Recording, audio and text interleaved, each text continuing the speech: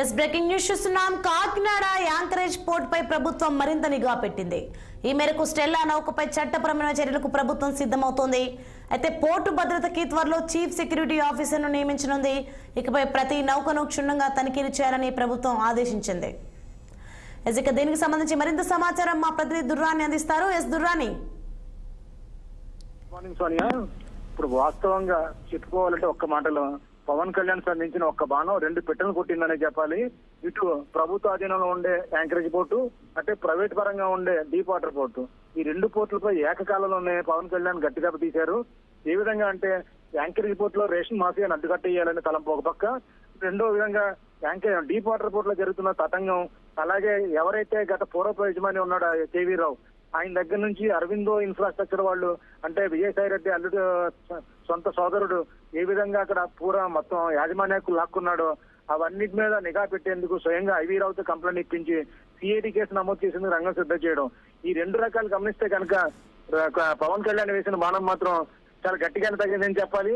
ముందుగా anchorage port గమనిస్తే కనుక యాంకరేజ్ పోర్టు నుంచి అక్రమంగా పీడిఎస్ బియ్యం, అంటే పబ్లిక్ డిస్ట్రిబ్యూషన్ సిస్టమ్ ద్వారా, ప్రజా పంపిణీ వ్యవస్థ ద్వారా ప్రజలకు పేదలకు అందే రేషన్ బియ్యం అక్రమ మార్గాల్లో విదేశాలు తరలిపోతుందనే సమాచారంతో స్టెల్లా ఎల్ నౌక వెస్ట్ ఆఫ్రికాకు వెళ్తున్న నౌకలు తనిఖీ చేశారు. పవన్ కళ్యాణ్ కూడా అందులో ఉన్న 640 టన్నుల బియ్యం చూసేందుకు ప్రయత్నం చేశారు. అయితే నౌక ఎక్కేందుకు అధికారులు సహకరించలేదని పవన్ కళ్యాణ్ అయితే తీవ్ర ఆగ్రహం వ్యక్తం చేశారు. అలాగే బార్జ్ లో కూడా, అంటే యాంకరేజ్ పోర్ట్ లో నిలబడి ఉన్న బార్జ్ లో కూడా 10-20 టన్నులు రవాణా సిద్ధంగా ఉన్న విషయం గమనించారు. అయితే పోర్టులో ఈ బియ్యం మాఫియా ఏ విధంగా రెచ్చిపోతుంది, వీరికి అడ్డుకట్ట వేయాలంటే ఏ విధంగా వేయాలి అన్న కోణాలన్నీ పరిశీలించిన తర్వాత ముఖ్యంగా ఎల్ నౌక ఏదైతే వెళ్తుందో దాన్ని యాంకరేజ్ పోర్ట్ నుండి తనిఖీ కోసం వెళ్లారు. అదే డీప్ వాటర్ పోర్ట్ నుంచి. డీప్ వాటర్ పోర్ట్ భద్రత కూడా అంతంత మాత్రంగా ఉంది. అది కూడా ఆ కోణంలో కూడా, అంటే డ్రగ్స్ కానీ మాఫియా కానీ అలాగే తీవ్రవాదులు కూడా సంచరించే అవకాశం ఉంది ఈ మార్గాల ద్వారా. దీని మీద కట్టడి చేయాలని తలంపుతోటి దీనికి ఒక చీఫ్ సెక్యూరిటీ చీఫ్ ఆఫీసర్ గా ఒక సీనియర్ ఐపీఎస్ అధికారిని వెయ్యాలని చెప్పి తలంపేశారు. అయితే ముందుగా యాంకరేజ్ పోర్ట్ లోని ఎల్ నౌకని సీజ్ చేయాలని చెప్పేసి పవన్ కళ్యాణ్ అన్నప్పటికీ సీజ్ చేసేందుకు అధికారులు లేకపోవడంతో ప్రస్తుతం అయితే కస్టమ్స్ ద్వారా ముందడుగేయాలి, వీలైనంత నౌకను సముద్ర జలాలను అట్టే పెట్టడం ద్వారా తీవ్రమైన ఒత్తిడి పెంచవచ్చని ప్రభుత్వానికి కలిగిన ఒక ఆలోచన. ఈ ఆలోచన ఫలితంగానే ఇప్పుడు కొద్దిసేపట్లో కస్టమ్ కమిషనర్ ఈ యాంకరేజ్ పోర్టు అలాగే నౌక కూడా సందర్శించే అవకాశం ఉంది. వాస్తవంగా చెప్పాలంటే సీజ్ చేయడానికి స్మగుల్ గుడ్స్ కానీ, డ్రగ్స్ కానీ, ఇటువంటి బంగారం, ఎలక్ట్రానిక్ వస్తువులు ఉంటే సీజ్ చేసే అధికారం సునాయాసంగా ఉంటుంది. హైకోర్టు, అడ్మిరల్ కోర్టు, అంటే ఏ హైకోర్టునైనా ప్రస్తుతం అడ్మిరల్ కోర్టుగానే పరిగణిస్తున్నారు. దీని ప్రకారం హైకోర్టుకు వెళ్లిన న్యాయస్థానం బియ్యం తీర్పిచ్చే అవకాశం లేదు కాబట్టి బియ్యం పరంగా నౌకను సీజ్ చేసే అవకాశం లేదు. ఎందుకంటే 52,000 టన్నులు 28 కంపెనీల సరుకు అందులో వెళ్తుంది. బియ్యం కేవలం బియ్యం మాత్రమే ఉంది. అయితే ఈ విధంగా నౌకను ఏ విధంగా ఆపగలరు అన్న ధర్మ సందేహం అధికారులు కొత్తగా తీసుకురావడం ద్వారా సరికొత్తగా అడుగులు వేశారు. అయితే ఇంకా గట్టిగా చెప్పాలంటే యాంకరేజ్ పోర్టులో ఏ అయితే గోదాములు అద్దెకిచ్చారో ఆ గోదాముల్లో ఏకంగా సార్టెక్స్ మిషన్, అంటే లావుగా ఉన్న బియ్యం గింజలు కూడా సరిచేసి సన్నగా, అంటే నాజుగ్గా చేయడం ద్వారా సార్టెక్స్ మిషన్లు ఎగుమతులు చేస్తూ ఉంటాయి. దీన్ని కూడా అరికట్టడం కోసం ఇది కూడా నిన్న జిల్లా కలెక్టర్ పోలీస్ అధికారులు సమీక్ష జరిపారు.